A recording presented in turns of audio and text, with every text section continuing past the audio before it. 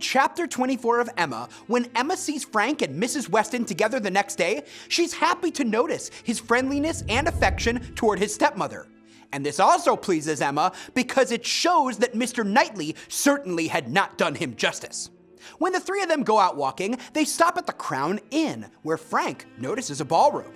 Seeing an opportunity for some fun, he asks why had not Miss Woodhouse revived the former good old days of the room. Emma thinks Frank has all the spirit and sociability of his father with none of the pride or reserve of Enscombe. Enscombe is the home of the Churchills.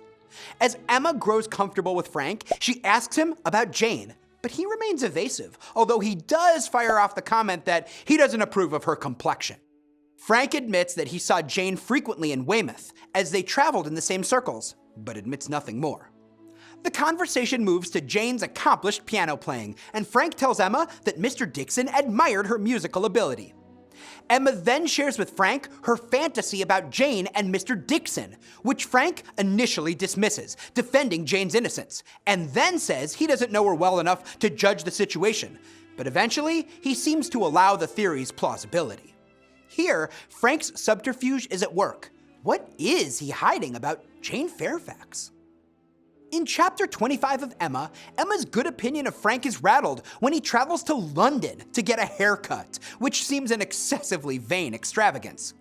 Emma also learns from the Westons, who are visiting at Hartfield, that Mr. and Mrs. Cole are hosting a large dinner, and all the gentry, except the Woodhouses, have been invited. The Coles are described as being of low origin in trade, and only moderately genteel. Nonetheless, they've made a lot of money and are intent on joining high society. Initially, Emma thinks they should be kept in their place. She tells the Westons that she would turn down their invitation, falling back on her class snobbery to soothe herself. But almost immediately following this conversation, her invitation arrives, and Emma instantly decides to go.